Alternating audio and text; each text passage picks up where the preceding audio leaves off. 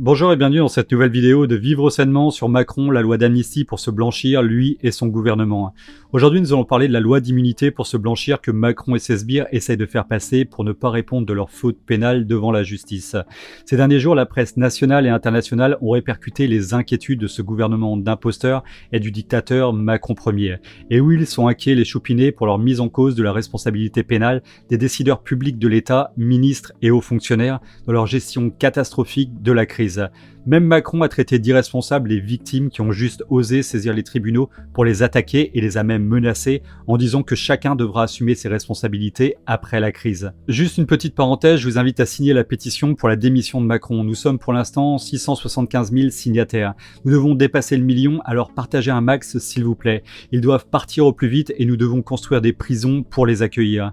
Il est incroyable comment le mot justice pour Macron est un mot qui devrait s'appliquer à tout le monde, sauf à lui et à ses amis, ceux qui ont du pognon. Un état de droit juste et légitime doit être contrôlé par le Parlement qui est composé par l'Assemblée nationale et le Sénat. Ces deux chambres doivent contrôler l'activité politique du gouvernement et le juge pénal est alors saisi si des fautes pénales sont commises par ces personnes.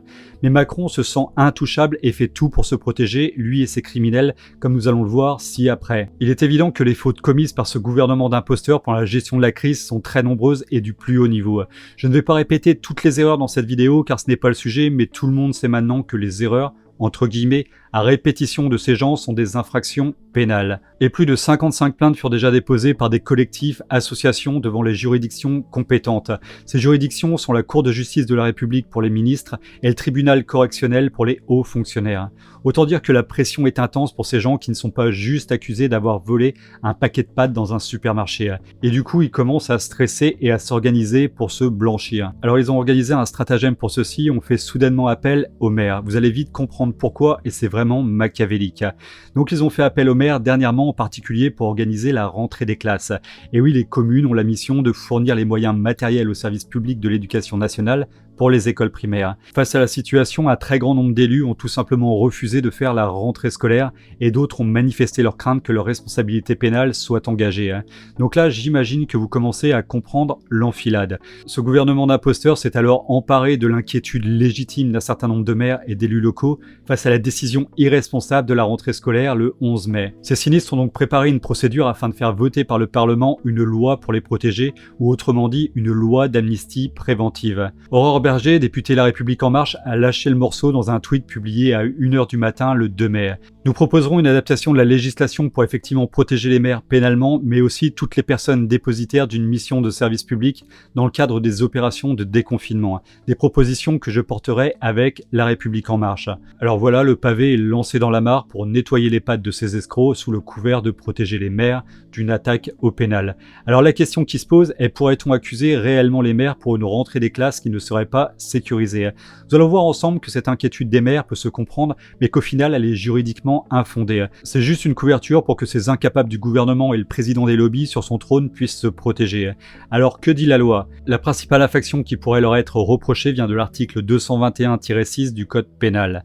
Le fait de causer dans les conditions et selon les distinctions prévues à l'article 121-3 par maladresse, imprudence, inattention, négligence ou manquement à une obligation de prudence ou de sécurité imposée par la loi ou le règlement, la mort d'autrui constituera un homicide involontaire puni de 3 ans d'emprisonnement et de 45 000 € d'amende.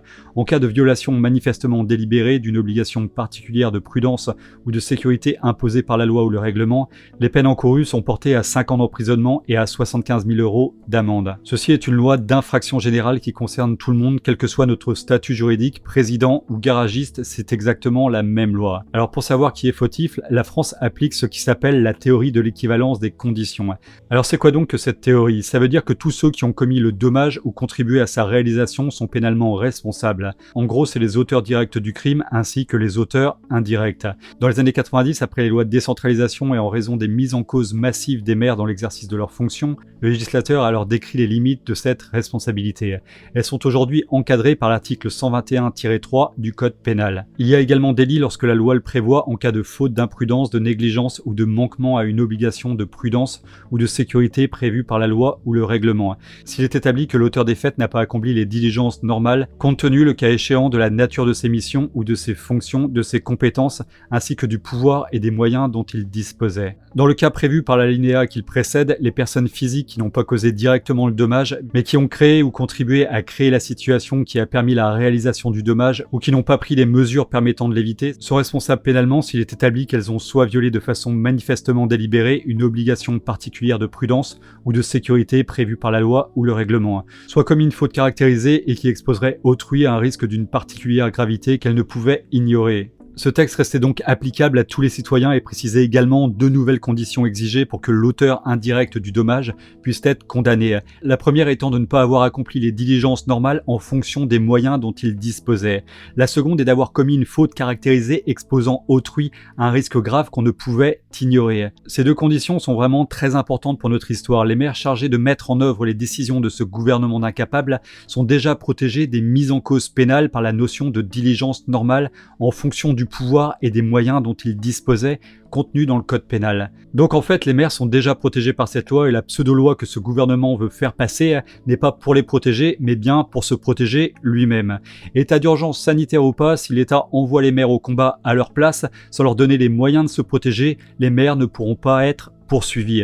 D'autant plus que le Conseil d'État a rappelé quelque chose de très important dans son ordonnance d'annulation de la décision du maire de Sceaux imposant le port obligatoire du masque sur sa commune. Il a réaffirmé que les pouvoirs des maires en état d'urgence sanitaire étaient strictement limités, sans pouvoir d'initiative à la mise en œuvre des décisions de l'État. La réouverture des écoles est donc une décision d'État en état d'urgence et les maires ne sont donc responsables en aucun cas de cet acte criminel. Mais la blanchisserie La République En Marche est ouverte et ils ont attrapé l'idée en plein vol pour se rendre plus blanc que blanc. Ils se sont dit, profitons de la discussion et du vote de la loi de la prolongation de l'état d'urgence pour faire passer un texte salvateur sous forme d'amendement. De toute façon, pour l'instant, les gilets jaunes et les manifestations sont interdites, donc en gros, ils font encore ce qu'ils veulent. Avec la confusion qui règne en ce moment, avec un parlement réduit à seulement 13% de la représentation du peuple, il est beaucoup plus facile de faire passer des lois sans réelle opposition.